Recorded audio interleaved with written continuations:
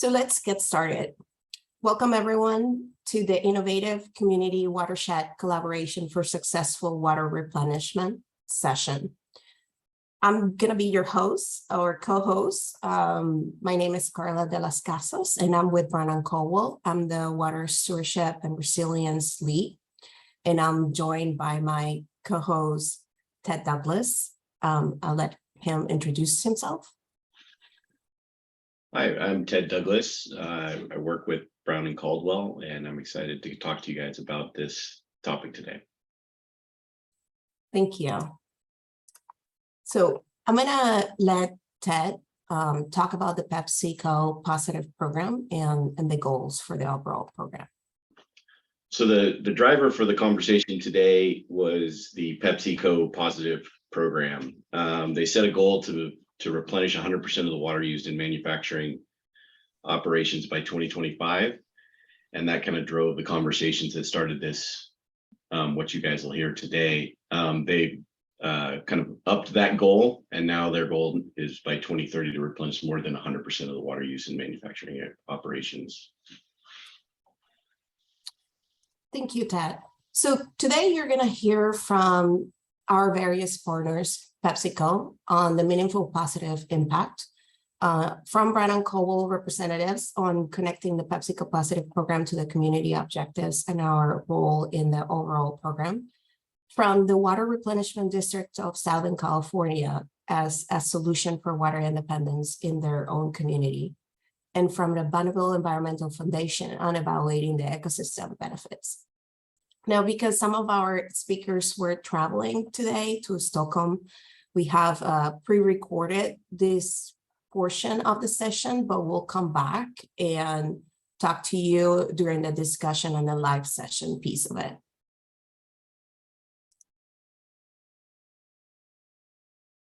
Thank you, Carla, and good day to everyone in Stockholm World Water Week audience.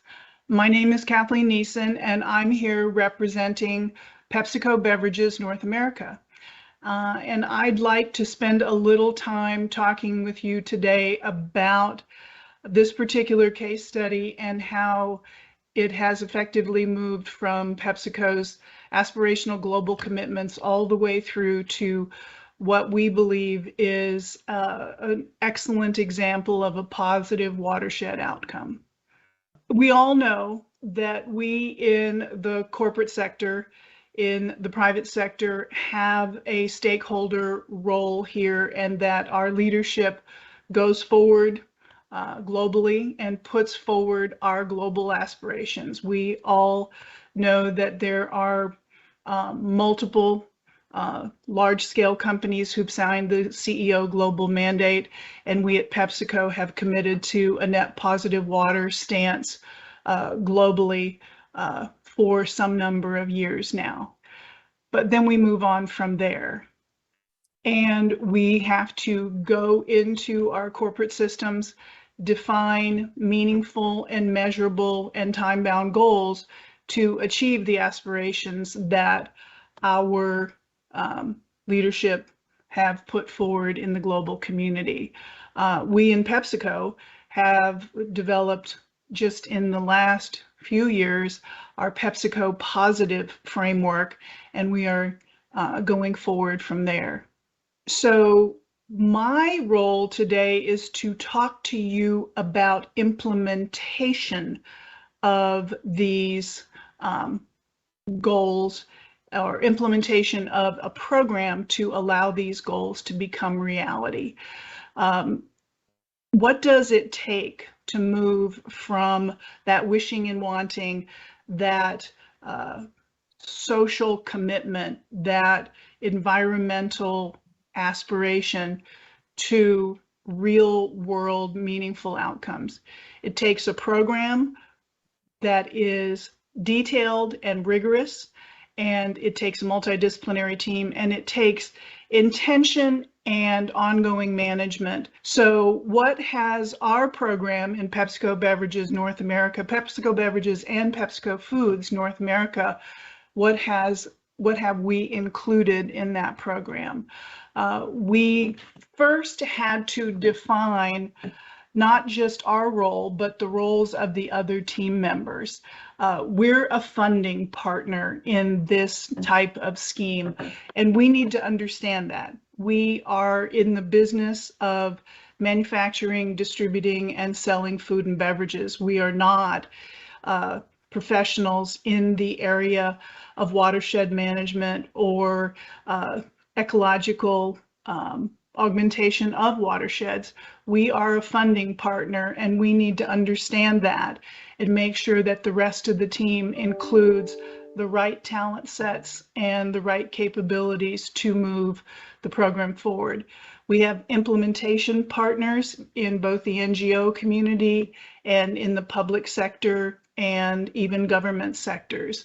We like to have a diversity of partners because different organizations have different areas of strength and different geographies in which they can be effective. And we are very, very committed to having a suite of implementing partners who can work together with us, and we can all be successful. And lastly, it's very important that the team does include SMEs, subject matter experts. We understand that this is an area of complexity and diversity, and an area where policy and technical issues overlap and interact. And we need to have the folks on the team who can advise us and our implementing partners about achieving our endpoints and achieving our goals in ways that are constructive and positive and consistent with other stakeholders in the community. We obviously need to pick the watersheds that are meaningful and relevant to our situation and our goals, and we need to very much understand what are effective and relevant projects and not just chase whatever project happens to be available at the moment or in vogue. And last but not least, we must understand the costs associated with this kind of a program, this kind of endeavor. This is a different arena for most corporate partners, most funding partners, and understanding the scale of costs in the watershed community is enormously important. So, very simply, your program, a funding partner's program, has to define the who, what, where, when, how, and how much of a watershed sustainability program or a watershed sustainability effort in order to make sure that there is a reasonable and rational set of objectives and a path forward that's achievable. So what is the next most important thing? And that is how to make sure that the funding is adequate as a funding partner. That is your contribution as a funding partner. And so it becomes important to concisely communicate all these costs, all these risks, all these timelines that you are receiving from your SMEs, from your implementing partners, and communicate that to your corporate funding superstructure so that the adequate dollars are provided to participate in this arena in a meaningful way. So once one has a program that's put together and understanding who is going to be on your team and how they're going to move forward and that you have secured the funding, what do you need to do? The implementation has to be intentional at every step. The SME retention, SME partnering is absolutely important to make sure that we're addressing this complex and integrated arena in a way that is supportive of the goals of our stated intentions. Obviously, implementation partner prospecting and retention is important. We all know that there are numerous large and global NGOs out there who participate in this space. There are also public entities who have been participating in this space for years and who bring an expert set of skills and history to this arena, and it's important to be able to team with those folks.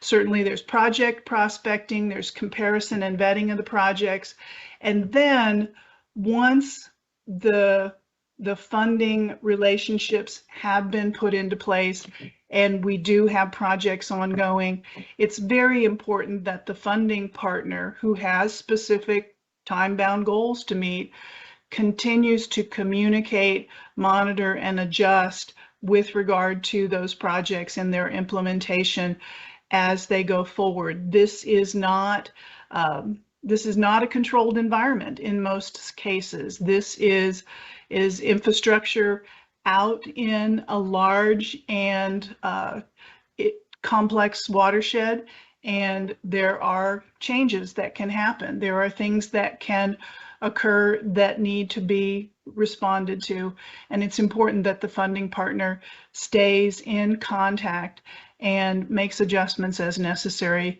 with the implementing partners.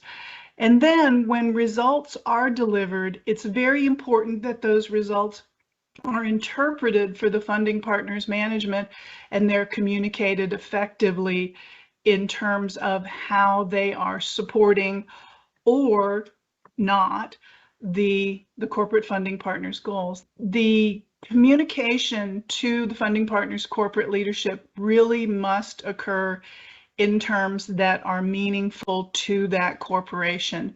You have to realize that in PepsiCo's case, if we are a food and beverage organization, we know how to function within the confines of that industry, and we understand what the feedback loops look like, and we understand what the challenges and the opportunities are.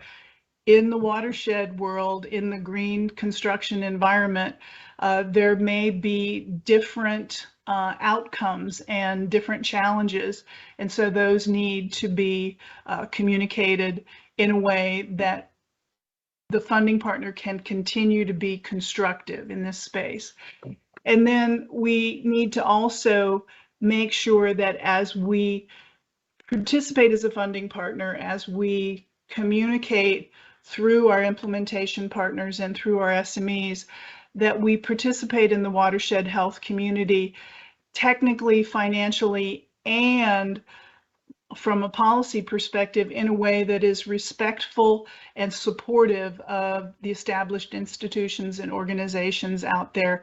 This is a complex process. This is a process that has more benefits and more intricacies than perhaps the sort of things we do inside a plant setting, and we need to make sure that we are participating as fully as we possibly can. So what we think meaningful watershed sustainability programs need to be in order to achieve the outcomes we've talked about here, the outcomes that this case study represents, we need to be more than just a replenishment program. We need to start with our replenishment goals. We need to approach the community and approach the environment from a replenishment point of view, but we need to make sure that we are looking at transformational work in the environment. We're looking at continued stakeholder success, that we're not cutting people out of the stakeholder community, and that we're considering watershed health at large when we are looking to participate in a meaningful way. We need to measure and understand the outcomes and adjust if necessary. And along with all the rest of that, I need to say that sometimes we hear criticism of replenishment programs that they're just counting drops. I think a good and well-formulated replenishment program is doing more than just counting drops, but we need to say here that we do need to count drops because drops count. And now more than ever, we want to use that as the tip of the spear to make sure that we're participating in watershed health programs in a meaningful way that's meaningful for the community, meaningful for the watershed, and meaningful for the funding partner. I'd like to take the opportunity to say that I'm very pleased to be here with this team to talk about the WRD Southern California case study, because we believe that this is an excellent example of where that intentional teamwork, where the putting together of the right folks in the right time with the right consistent intentions has turned out to be an extraordinarily positive outcome for all the partners, certainly for PepsiCo and for the community and for the watershed at large. And I am very pleased that we were able to be a funding partner along with other funding partners for this outstanding replenishment effort. So with that, Carla, I will hand it back to you. Thank you, Kathleen. I'll be briefly discussing the project identification process and Brown & Cowell's role in connecting PepsiCo's positive program to the community objectives. Brown & Cowell functions as the technical program manager for PepsiCo's water replenishment program. We provide technical support, including identification and/or vetting of projects to make sure that they meet the program objectives. Some of PepsiCo's facilities are located in high water risk watersheds. Prioritization is done at the watershed scale and considers the availability of the interested partners, shovel-ready projects, which are not always easy to find, and the gaps in the replenishment goals. So after a watershed has been selected as a priority watershed, the team begins the process of identifying projects that meet PepsiCo's goals. So where do we find these projects? PepsiCo engages in projects in different areas and with different partners. It could be nonprofits, community level entities, and regional actors.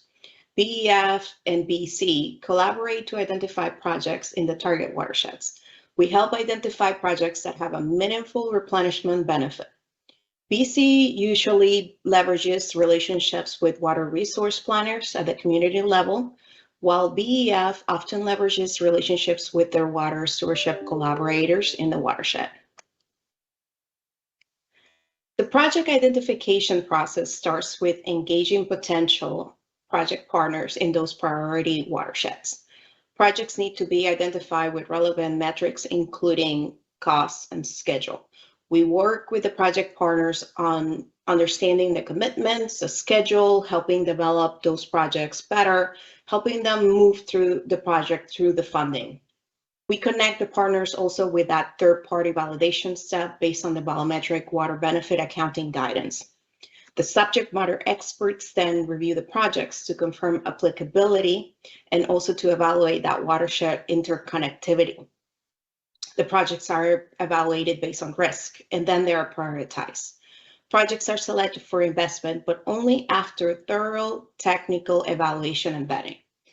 The grant process really formalizes that relationship and partnership between Pepsi and the partner. And then after the investment, we track the project progress to make sure that the objectives are met. The project partners submit annual reporting on the project progress and replenishment value. Getting the right data from the project partners is now key to program tracking. So this is a very interactive process, as you can see. So now key stakeholders are identifying priority watersheds, and as the projects are identified, they're defined using key metrics for evaluation and prioritization. We engage with those potential partners and educate them. How does your project meet the objectives of the Pepsi Positive program? What are the things that Pepsi is going to use to evaluate and prioritize your projects? We support the project definition through all these different key metrics, and then finally review and discuss the collaboration opportunities. So for example, out of 10 potential projects identified by the partner, one may rise to the top and be prioritized given the scope, schedule, and benefits. So there needs to be a very clear understanding of the level of impact the project is going to have. So how did it work with WRD specifically? Because BC has relationships with both municipal sector clients as well as private sector clients, we were able to leverage those existing relationships to match the WRD project to Pepsi's goals. And what's really exciting about this partnership is that the visions align. WRD was looking to becoming water independent, and water independence means replenishing water in the watershed. This aligns extremely well with Pepsi's goals. Partnering with WRD enabled long-term sustainable water security for those local communities, but it was also critical in replenishing and advancing the PepsiCo's positive program to replenish more than 100% of the water used at the high water risk sites by 2030. So Pepsi provided a 1.5 million grant for the aquifer storage and recovery, and WRD was then able to replenish 2 million gallons per day to the local aquifer, a real win-win situation. And now I'm going to pass it on to Eric of WRD to talk about the project specifics, the partnership, and how Pepsi's funding was critical to getting the project started. Eric. Thanks, Carla. It's a real honor for me to be here to represent the Water Replenishment District of Southern California.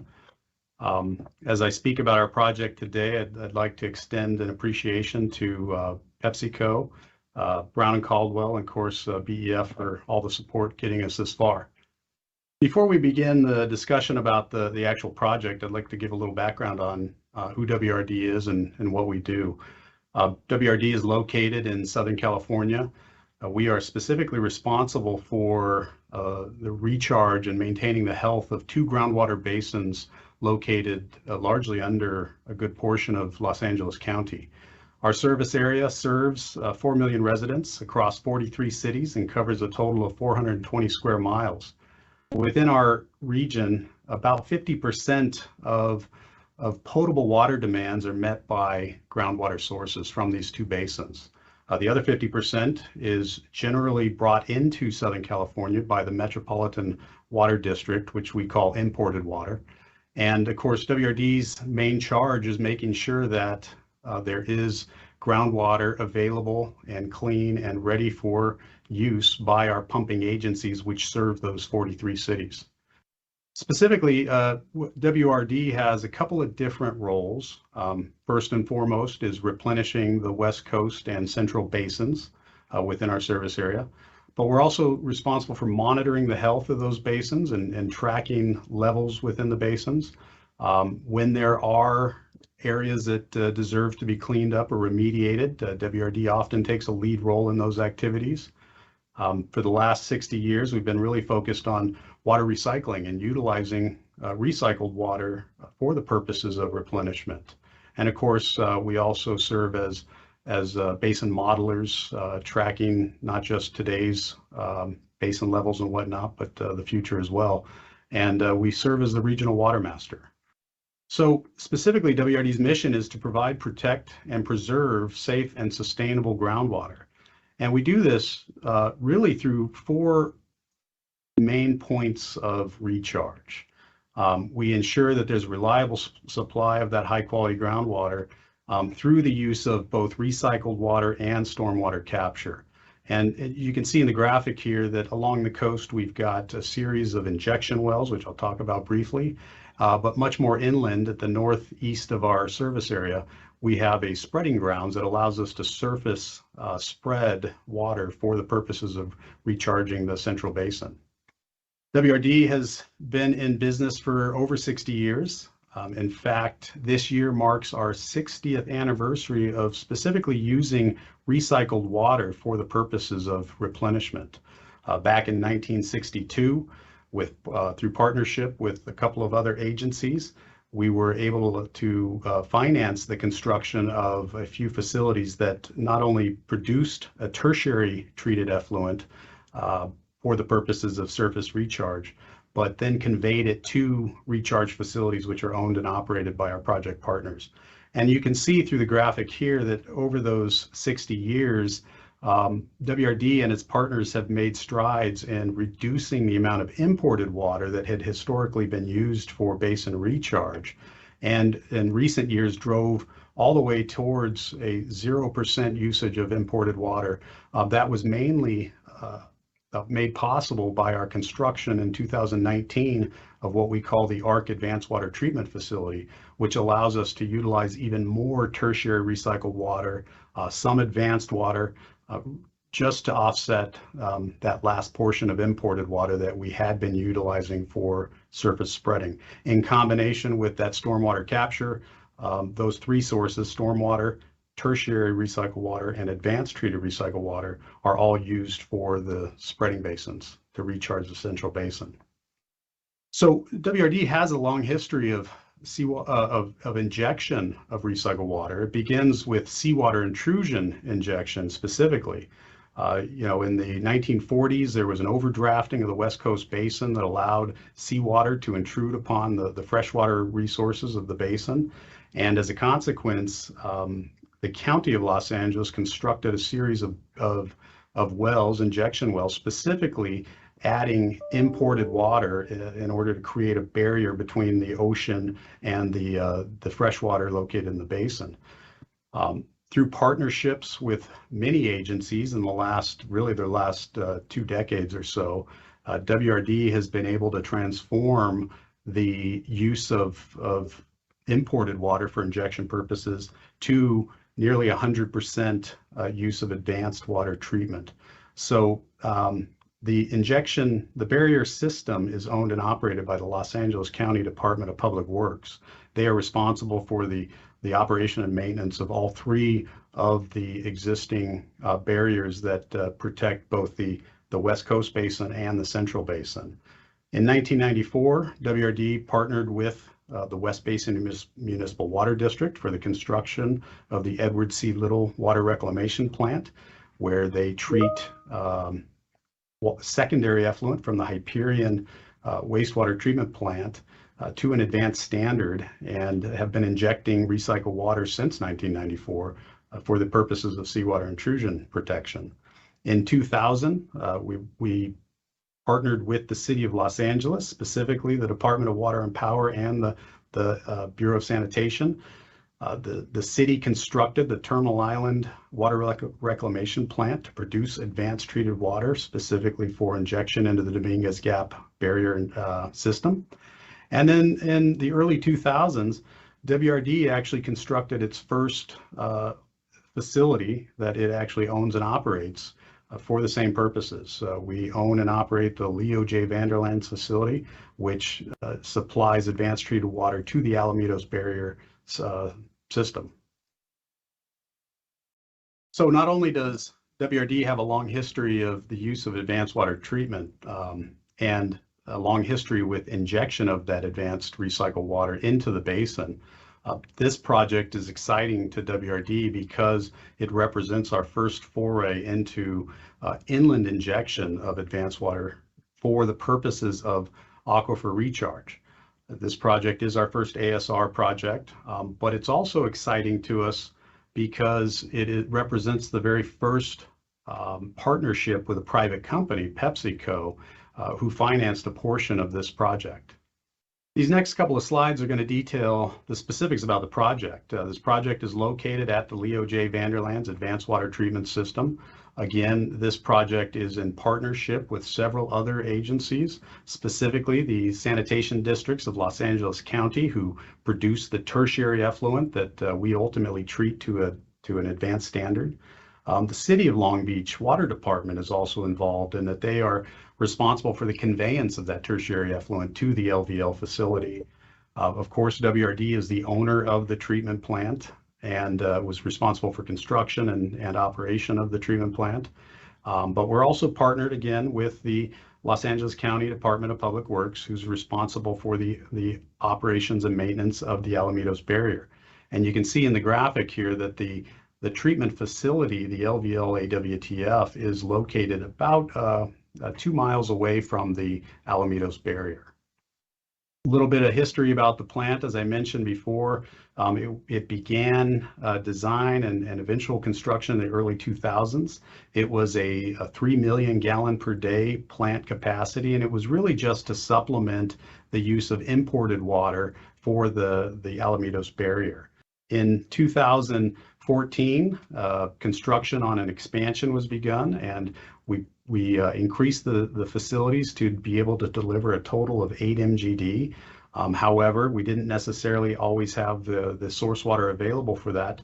And in 2023, we anticipate that this project is going to allow us to really utilize the entirety of that 8 million gallons per day capacity through not just relying on the injection, the seawater intrusion barrier demand for this water, but being able to put it into the inland injection well, which is located right there on the LVL facility. As part of this project, there are also 2 other wells being drilled. They're monitoring wells. One you can see is also on site here in the upper left corner of the facility. The second monitoring well is actually located off-site. It's about 1.5 miles away from the facility, located in a public park. And through the use of these 2 monitoring wells, we'll be able to monitor how the use of recycled water is influencing the central basin in this area. And we'll be able to track travel times of that recycled water so that we can make sure that we're maintaining our regulatory compliance and other requirements. The project schedule we have currently puts us actually right now into the development of the wells. The construction has been completed. The wells are currently being developed.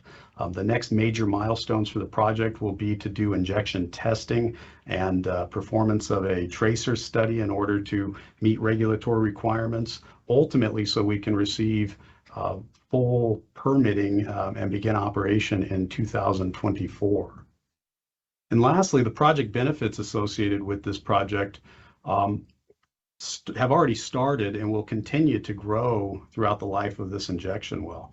The VOJ Vanderland's baseline production was historically about 3.15 million gallons per day. Through this project, part of the design of this project actually conducted a hydraulic analysis of our downstream system that allowed us to begin stepwise increasing the production from the facility. And as you can see here in 2021, the district realized 170 million gallons extra that got injected into the central basin just because of this project and PepsiCo's contribution to the financing of this project.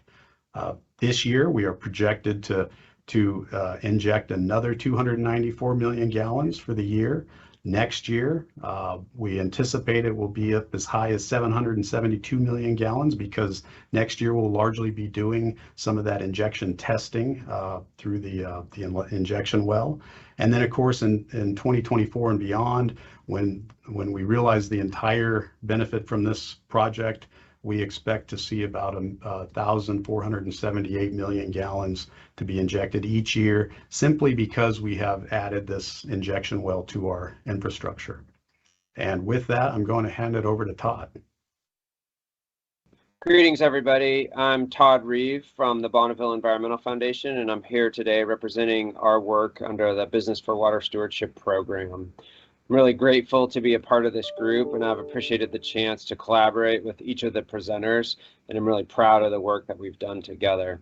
Just to give you a quick background on who I am and the work that I've done, working with businesses and on-the-ground implementers like WRD, tribes, other nonprofit partners, just a quick snapshot of the outcomes that we've generated in this space.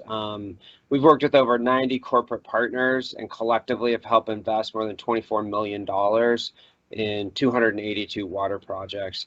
And so what we're seeing today is an example of one of the really important and high impact collaborations that's helped private sector and public sector come together and achieve important water benefits on the ground. So I just want to reflect as we think about this, back out a little bit and think broadly of how and why are these public sector, private sector collaborations important? How do they have potential to scale up impact around water security and water resilience? How can they expand the benefits that are being generated by community partners on the ground and companies like PepsiCo that are participating in these projects? The first really key element is this private sector funding is a new flavor of funding. It's the kind of resource that's additive. It hasn't been in the game for a very long period of time. And these kind of collaborations can really unlock solutions that haven't been available historically and may not be available or may have a tremendous challenge to moving forward as we advance these kind of projects. As we all know, there are myriad bottlenecks in these processes. What does it take to design and develop a project, to fund it, to scale it up over time? We found that across many geographies, this corporate money is a different type of money, as I mentioned. It's more flexible than some of the funding that's available from state and federal or municipal resources. It can be used, if it's used effectively, to really open up new pathways. Sometimes it's really important to test or pilot new technologies. Sometimes opening the door to gather data and implement planning efforts that can allow partners on the ground to then access federal and state money or use other pipelines they have available to scale up this work. So more and more, we're thinking about what is the transformative pathway to use corporate private sector investment to scale up the outcomes on the ground. A couple other examples that are really interesting as we've worked with partners like PepsiCo and WRD to identify similar projects in other geographies. In some cases, parts of projects can be funded by an implementing utility. But other elements of a project, really important elements, let's say social benefits that might be a part of a project or environmental benefits that may be a part of a project. Sometimes companies can come in and help reinforce those elements and create a well-rounded set of project outcomes that are more appealing, more attractive to a diverse range of funders. Often to really take full advantage of this corporate funding, the money needs to come in early, right? It needs to be catalytic at an early stage in the process. In some cases, and especially as we think about federal infrastructure funding, tremendous potential for corporate money to come in early, help with planning and design to ultimately unlock what could be tens of millions of dollars that then can flow towards project implementation. The last piece of that puzzle, I think, is sometimes the brand awareness that companies bring, their affiliation with different constituents, different political organizations. In some cases, participation of a brand like PepsiCo can open up new doors, can make projects attractable to scale in other geographies. And so that's an element that I think can be really important. To maximize the benefit of this kind of work that we've described today, I'm focusing on this slide right now titled Water Stewardship Evolution, where we've tried to identify some of the differences between using private sector money for, say, isolated impact on, say, a singular project output versus using that money for a transformational impact. And we've represented here on this slide some of the elements that we think distinguish those two models of investing. Looking at, is your funding the last into a project? Has planning been completed? Every element of design and permitting and funding, and you're sort of the last funder to invest as the runner rounds third base and heads toward home plate. Early phase funding has much more potential to be catalytic and open the door to bigger and better impacts. Some companies that have participated in this work have created tremendously positive outcomes to date. But as we think about how to move from an isolated impact model to a transformational impact model, there are a lot of ways that I think we can transition our evaluation and assessment of these opportunities and move toward that transformational side, where we're focusing more on impact measures and the way to use corporate investment to create those larger scale outcomes versus output metrics, where we're singling out singular elements of an individual project that we want to claim or report on. So a few examples here as we transition from narrow performance measures, very restricted timeframes, to a more flexible approach that is incorporating the mindset that can allow for investment in more catalytic, more transformational opportunities. And the final thing that I'll leave us with today is thinking about what's important to companies, what's the value proposition. And we break this down into 3 categories. The first is about credible claims and project performance, super important to companies. They need to be sure that their dollars are generating outputs and outcomes on the ground that are credible, that are important. These need to be very important to local stakeholders, right? If you're supporting a project that perhaps has important benefits for stakeholders hundreds of miles away, it's likely not going to resonate and have that local relevance that's going to be critical to maintain social license to operate, deliver value to a company, ultimately facilitate continued investment in these types of solutions. And the third is we need these projects to add up to real water security and water resilience. So when we're thinking about how to filter and scan for projects that can really leverage value for companies while generating impacts on the ground, we're seeking to achieve all 3 of these elements on a balanced sort of risk and value proposition for the companies. So that's what I wanted to share today, sort of stepping back a little bit from this specific example and talking about how this is really a pathway to leverage additional impact, to scale some of these solutions and to be able to make the most out of these corporate dollars that are invested on the ground and these relationships between on-the-ground partners, utilities, and the private sector. So thanks very much for the opportunity to participate in this and share today.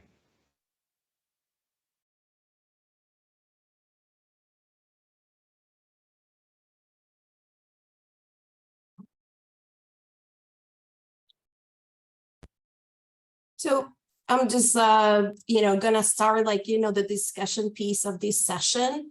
If you haven't found a Paddable platform yet, please go find your way to it so that you can start posting your questions. The Zoom chat is disabled for all participants.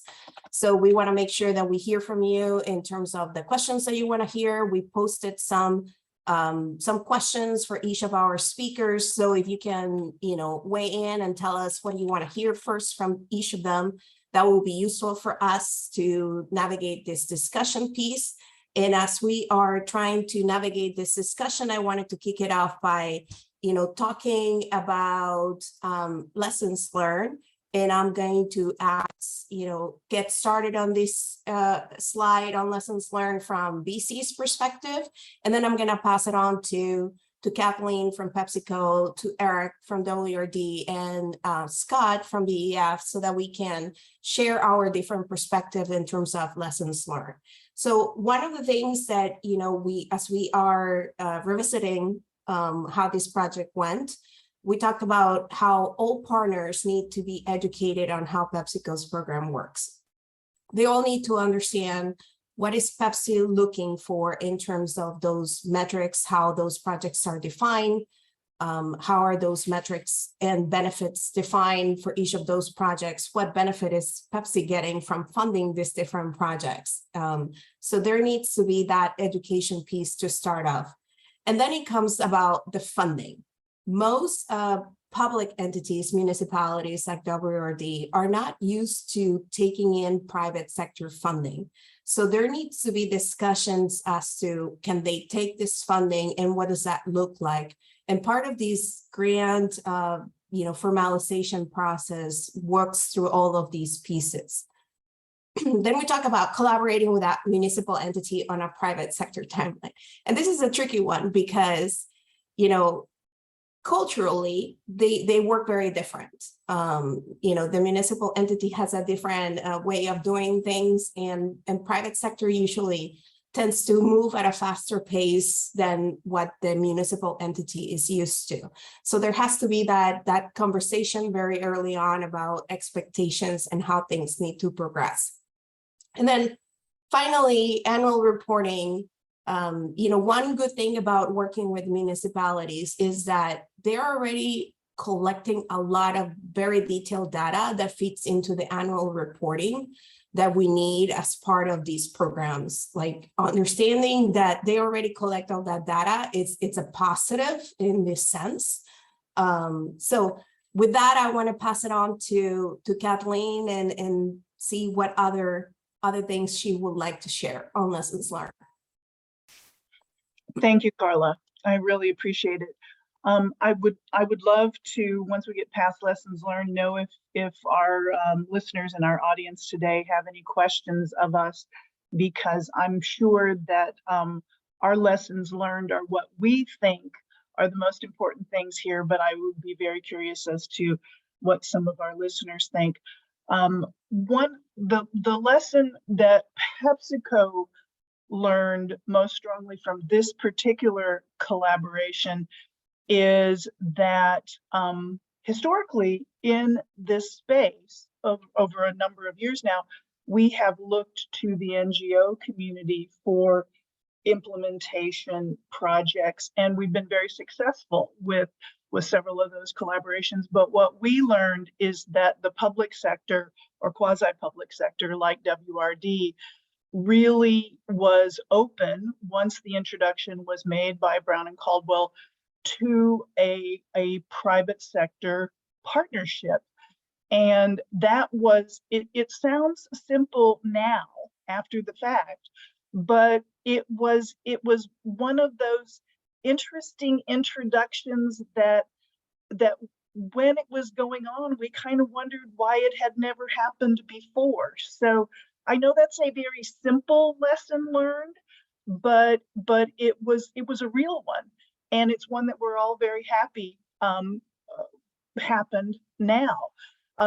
We in PepsiCo are particularly pleased with the fact that after we had that introduction made and after we were able to put our funding in place, that the U.S. federal government through the U.S. Bureau of Reclamation followed suit and granted a similar amount of money to this particular WRD project. So that made us feel particularly pleased in terms of some of the things that Todd was talking about in terms of being transformative and providing an opportunity for an even bigger funding partner to come to the table. So that was one of my lessons learned, that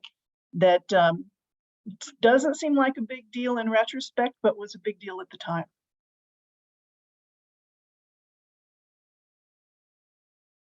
Carla, who should I pass this to? Eric, please. Thank you. Thanks, Kathleen. Yeah, you know, as Kathleen mentioned, there's a lot of education in order to get this far along and understanding not just our project from Pepsi's perspective, but for WRD to kind of trust that this process was going to work out in the overall scheme of things.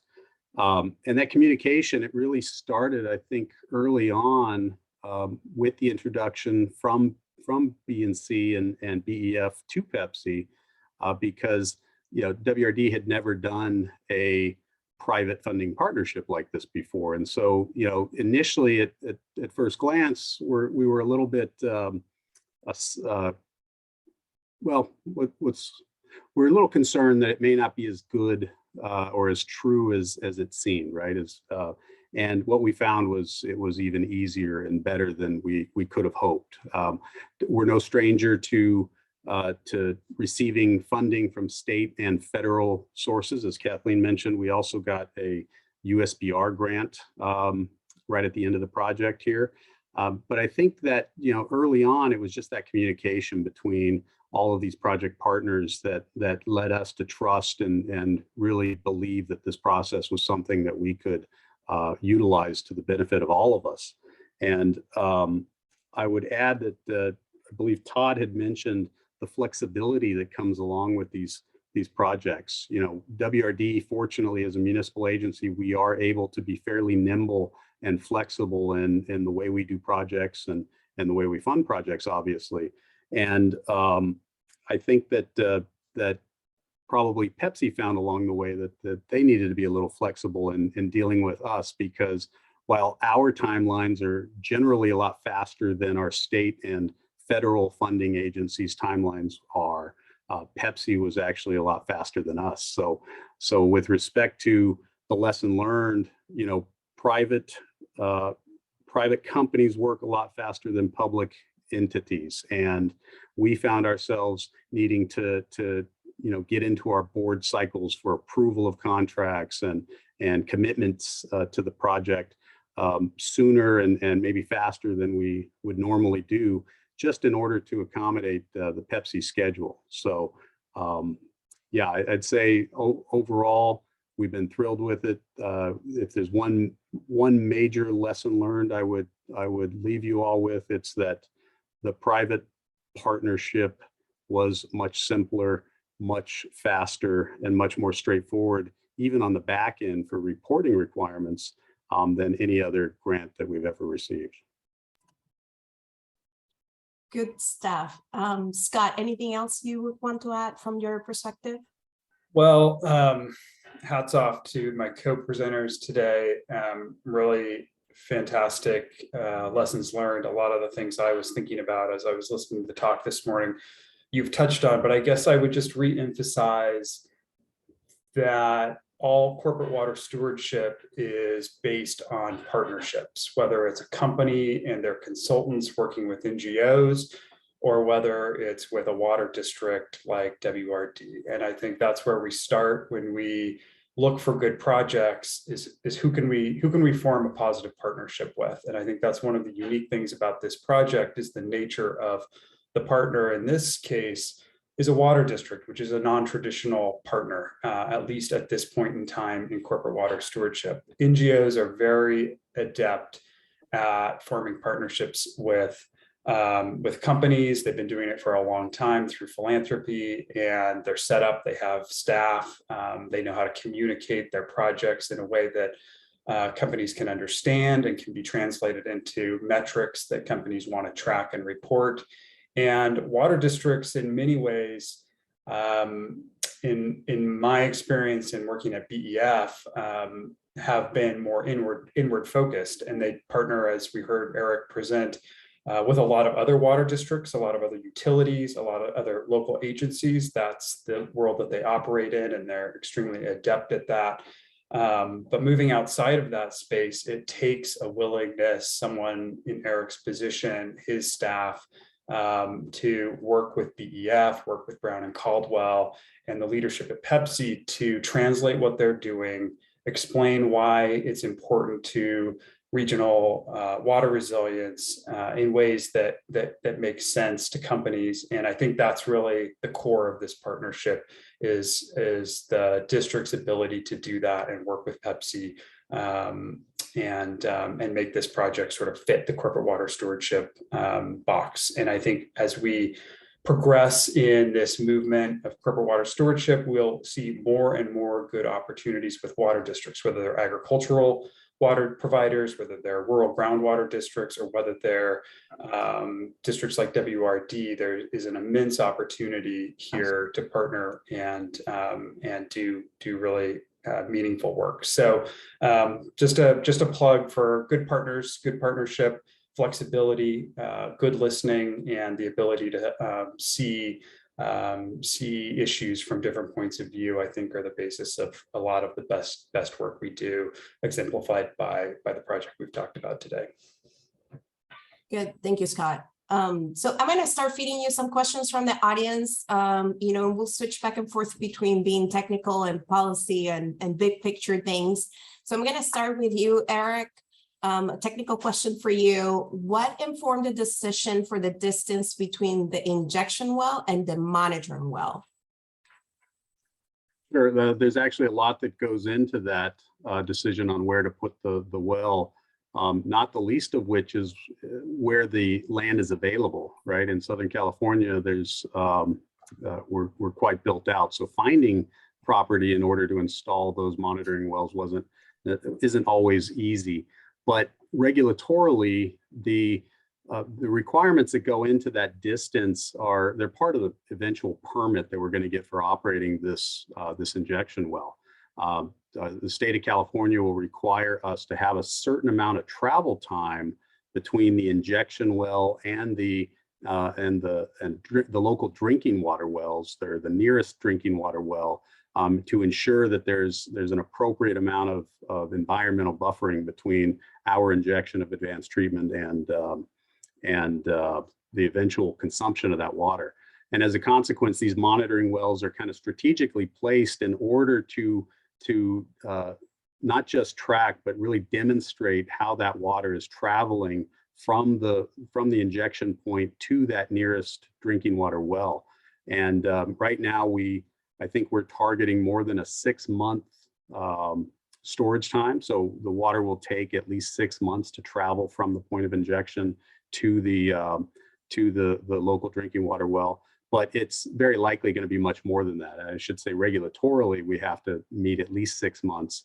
But depending on the basin, the characteristics, the hydrogeology, it can take much more than that. Some areas of our basin take up to 10 years to travel to the nearest well.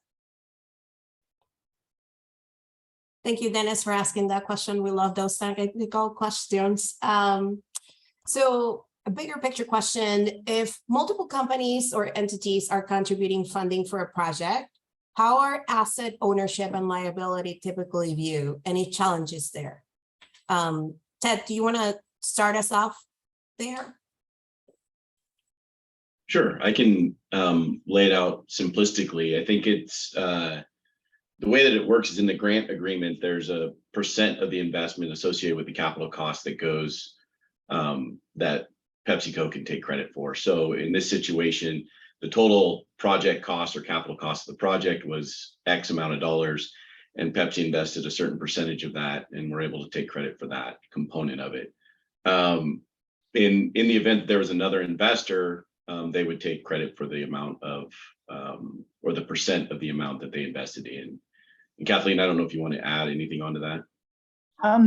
The only thing I would add is that, and this goes back to a very early conversation that Eric and I had. It's almost hard to remember. It was so many years ago now. That PepsiCo is looking for credit, if you will, in terms of our corporate social responsibility goals, our PepsiCo positive goals, but we're not looking for ownership or use of the water. Consequently, that makes it easier. If somehow we were looking for some sort of net metering to withdraw this water from the aquifer, that would create complexities is probably the best word I can use, but we're not. That's not how our program is structured. It's not what we're looking for. We're looking for environmental credit, so to speak, according to the VWBA, and not looking to have ownership or liability for any of that water. Eric, is that how you remember the long ago conversation? It seemed to me that was an inflection point in our conversations. Yeah, very much so. You know, at the beginning stages of the project, as I mentioned previously, it's really just understanding what PepsiCo is trying to accomplish and what their needs are from investing in this project. And of course, the obvious questions to WRD at the very beginning were, are they looking to claim some portion of ownership of this facility or even the water that it's going to produce? And as a municipal agency, that would have been a non-starter, right? We can't be seen as selling off our infrastructure or even, providing the water to a private entity. In fact, that's not WRD's charge or role. So once we understood that PepsiCo was really looking for just this credit of the amount of water being injected into the aquifer that was based on their portion of the financial contribution to the project, then it opened up all the doors for this opportunity, because we really needed to just understand exactly how they were going to be looking at this water once it injected, what that credit really means, and frankly, develop a contract around that understanding that our board of directors, our publicly elected board of directors, could feel confident would not cause any sort of black eye for WRD or any other sort of and no conflict of interest for PepsiCo either. And actually, Carla, I'm gonna take the liberty of going to the next question, because I saw on the screen of the other people on that Wendy Larson of Limnotech is on. Thank you for joining, Wendy.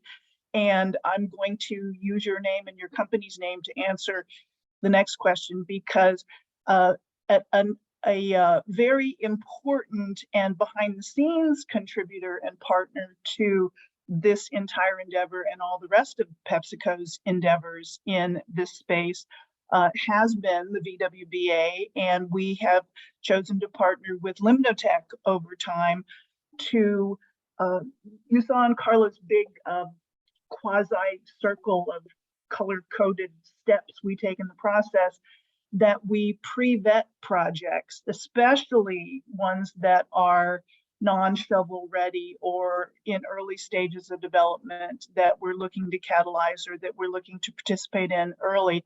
We work through Brown and Caldwell and through BEF to go to Limnotech to get their expert opinion on how the project would measure up, so to speak, in accordance with the VWBA.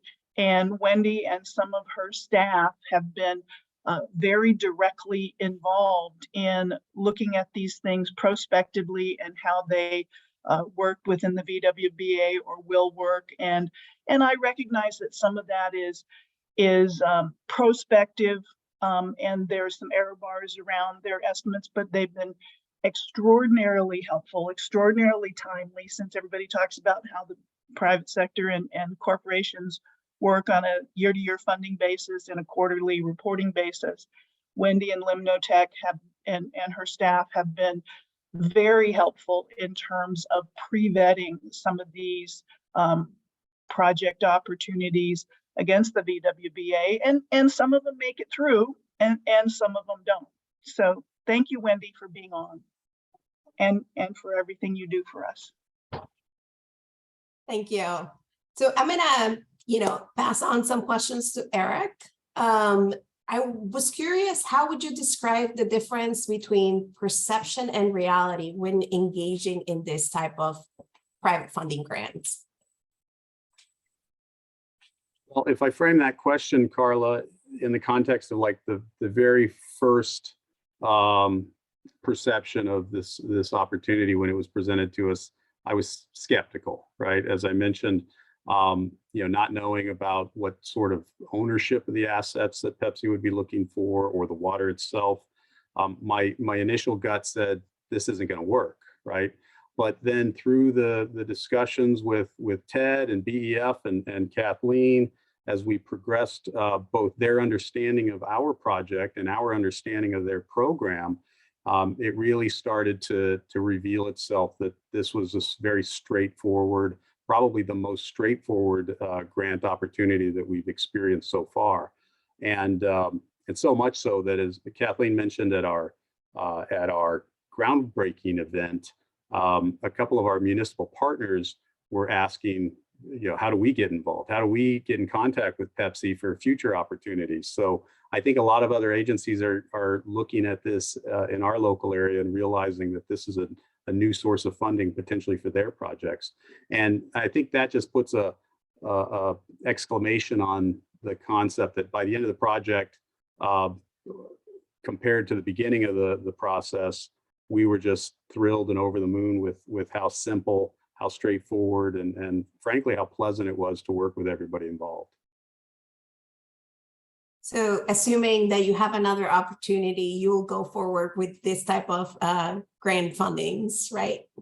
Oh, absolutely. And we already have, in fact, working with BEF directly, we've identified funding through other corporate partners specifically for a different project. And this project is related to the remediation of a saline plume within the West Coast Basin. We've been desalting that plume for a number of years now. We want to tie in a new well for additional source water to that facility. And through BEF's support, we've been able to do that with some financial contributions. Scott, I don't know if you wanted to say more about that.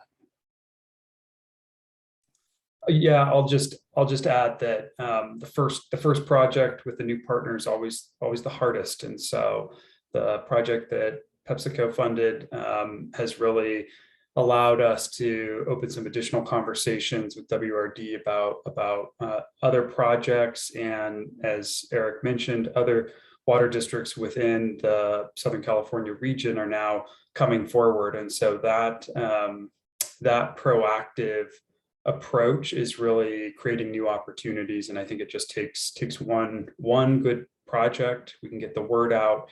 We'll have a lot more opportunities in this space, but certainly other companies too, from the corporate side, are watching Pepsi, watching the work that they're doing, and starting to follow along with some of this work. So more good work with WRD to come. And one last thought, Carla, I don't want to do that other project disservice. While it is a saline plume remediation project, it is also creating additional drinking water for the region. Great. So I'm going to pass it on to Kathleen. Maybe talk a little bit more about how the process of reporting benefits work, and also how do you account for ecosystem level benefits?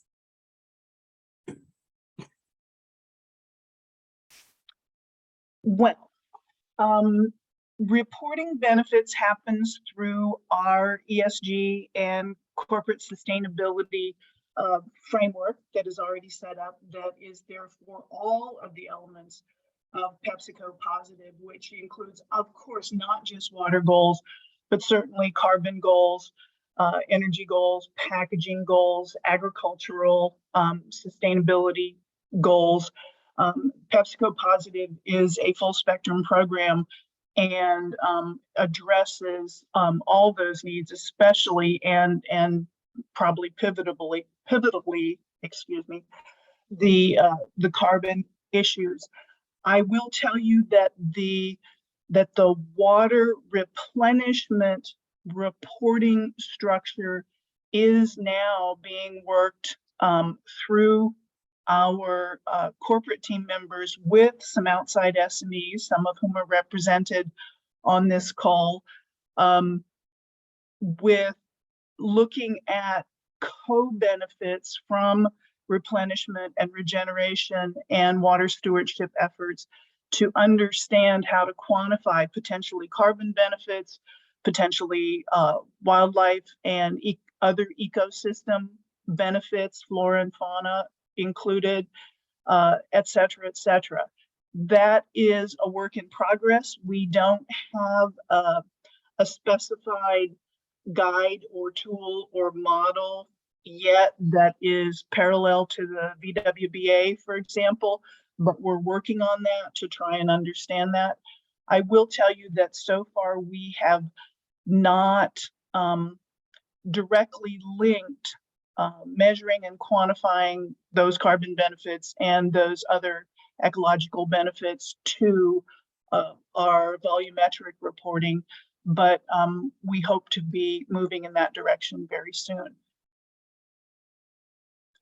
Was that kind of a non-answer? It's like we're still working on stuff. We're still evolving. We're still growing. That's fair, I think. Another maybe slightly technical question, and Dennis, feel free to elaborate if I don't quite capture the intent of this question. How are you providing capacity building in case Dennis would like to learn about the artificial recharge practically and apply it to Uganda?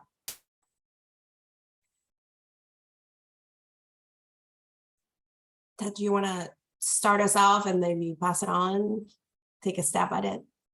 Yeah, I assume that's, I'll start with that one. We're not necessarily modifying the groundwater basins in this case. So what we have found is that historically, these are, we've been utilizing these basins, of course, for not just in WRD's lifespan of 60 years, but beyond that with pumpers and whatnot. And so we're not creating capacity, so to speak, but I think through the methods of technology and understanding basin health and the capacity of these basins, as just technology's gotten better, the understanding and measuring of those values has gotten improved over the years. We've come to understand that there's more capacity in the basins than was once thought. And so that allows us to do these projects that will inject perhaps more than we have historically, but not necessarily through creation of new space. It's just really tapping into historically unknown space. If I can bolt on to that just for a little bit, and I know this is a case study about the WRD Southern California particular project in collaboration, but I will say that we in PepsiCo are looking at other partnerships in other parts of the US. This is very specific because my responsibility is a North American responsibility. So it just so happens that we are looking at other North American public and quasi-public water management districts, for example, and looking at ASR with them that might be creating new sources. We're in very early stages of discussion with some of them, but they, like WRD, are mature and established water authorities. There are a couple in Texas that have been around for more than 100 years that we're in conversations with about whether or not we can be catalytic for some ASR projects that would be creating new source water for them. But those are very early conversations, and I don't want to take too much of the spotlight off WRD, but we're having as many conversations as we can and trying to understand how to make this bigger, better, stronger, more distributed. Thank you. There's another question here about, for Pepsi, whether or not you follow any decarbonization pathways, and if yes, what are they? Kathleen, you're on mute. Yes, PepsiCo has many irons in the fire, so to speak, with regard to GHG, both tier 1, tier 2, are all tier 1, tier 2, and tier 3 objectives within our PepsiCo Positive program.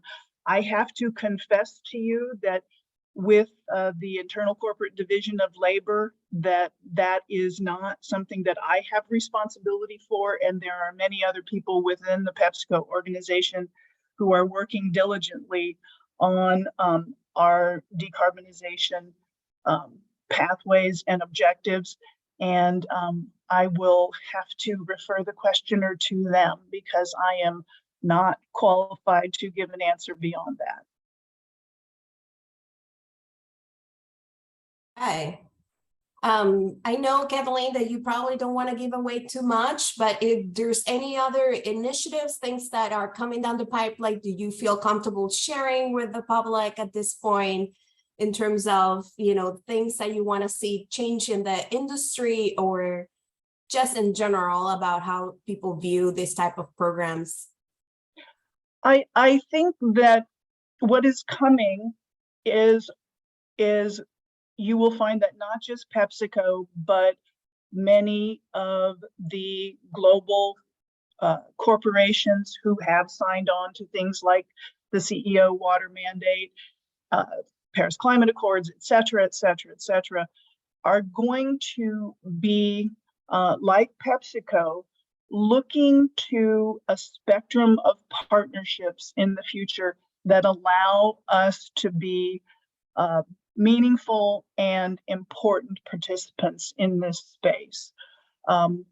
And this is just the first step on a journey that I think is going to be, as Todd said, transformative in the sustainability space globally. This program, just because I happen to be responsible for the North American Watershed Sustainability Program, does not mean that PepsiCo is not active globally in doing this work and other types of sustainability work. In fact, I see again, since I did a shout out there to Wendy, whose name I saw in a box, I will tell you, I also see my colleague Mary Beth Coate Jensen on here, who is responsible for watershed health work within PepsiCo globally. So she's participating here. As I said, there are individuals responsible for agricultural transformative work. There are individuals responsible for energy and carbon transformative work throughout PepsiCo. I think that you're going to find PepsiCo and other private sector companies stepping forward to try and participate across as broad a spectrum of partnerships as we possibly can globally. Thank you. Scott, do you want to weigh in on the same question? What do you see as things are changing coming down the pipe? Well, I think Todd, in his presentation, talked about the transformational abilities or potential of corporate water stewardship. And I would maybe just re-emphasize that this is a different kind of funding. This is a more flexible kind of funding than many partners are familiar with. And state and federal, local governments, they have funding available. They support a lot of projects, but there's also a lot of strings attached and encumbrances that come along with those funds. And so I think the opportunity is to find ways to use corporate funds in the most catalytic way possible. And I think that the project we've talked about today is a great example of that. And I think that there are many other ways we can evolve this work. Kathleen mentioned some of those in her remarks, and I think that we there's a lot of opportunity to find ways to fill gaps in projects and catalyze new types of projects, test new technologies and interventions, watershed interventions, and so exciting work ahead. Thank you, Scott. Eric, I was just wondering, what can consultants like us do to help utilities in the future to make this process even easier than what we think it was for you? As I mentioned, a lot of it just starts with that relationship building and trust building, right? So the municipalities can trust that what you say as a consultant is going to actually be real. And so in this case, I think it helped in our situation where the initial outreach that Ted did with to WRD included somebody that I had worked with, nearly 15, 20 years ago and consider a friend. And so I guess first and foremost, I was willing to take the call or able to take the call and then listen to what they were saying. And of course, that's not going to happen for every consultant trying to engage a partner like this. So I would say that it really, as much as possible, it's just communicating to that municipal entity, whether it's a staff member like myself or a board member, if that's the avenue that's being looked at. Whatever you can do, make sure early on you can convey that that this process is really no strings attached, as Scott said, and that there's not some other ulterior motive that is coming out of the project. And once we got to that point and we understood the really what PepsiCo was trying to accomplish in their sustainability program, it made all the sense in the world to partner up. Great. So we have 2 minutes left on this session. If anybody on the audience has another question, please do feel free to ask it now. And if not, then I will invite our stakeholder panelists to maybe conclude with any remarks as we conclude this session.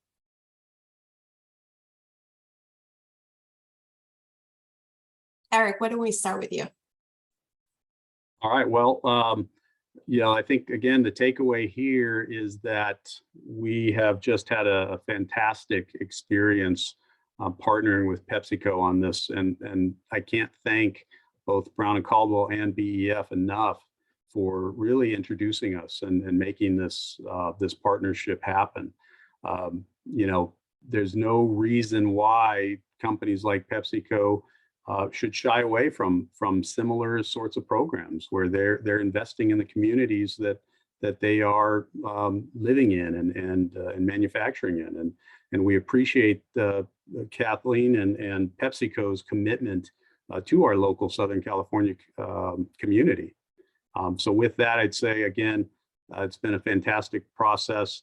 And our project may have been stalled, if not delayed entirely, at the end of 2021, had it not been for the infusion of the PepsiCo money, simply because of the cost of projects increasing so rapidly in the last year or so. So once again, thank you, Pepsi, for making this project not only move forward, but successful. Thank you, Eric. Kathleen? Yes, ma'am. Thank you. Thank you all for listening. I love seeing all these boxes with names on my Zoom screen. I have to confess that I was afraid we would throw this party and nobody would come. So thank you for listening. Thank you for your good questions. And please feel free to contact us in future if we can be of any assistance. And thank you very much, Wendy and Mary Beth, for participating too as part of the home team. Scott? Yeah, I would just say thank you to everyone that joined us today, and for my co-presenters. It's been a great conversation, and I think, selfishly, participating in this is about highlighting really great work that's happening, but also about networking. So if anyone would like to talk more about this project or the work we do in partnerships like these, would love to connect. And I think all of our contact information is available through World Water Week. So please do reach out if there's anything we touched on today that you feel like you could use more discussion on. But thanks to everybody. And Carla, thanks for the moderating. Thank you, Scott. And Ted, I'm going to ask you as my co-host if there's anything else you want to say before we conclude this session. I just wanted to say thanks for everybody that attended. Much like our co-presenters here, I think it's really awesome to see the response. I think one of the things that makes us most excited about this partnership is the impact it has, and being able to share that impact with other people so that there's awareness of these type of really cool opportunities is really important. And so thank you all for paying attention and engaging. And that's all I have. Yes, thank you all for attending today, and to everybody going to Stockholm back and forth, safe travels. As always, we're here to help, and reach out with any further questions after today. Thank you.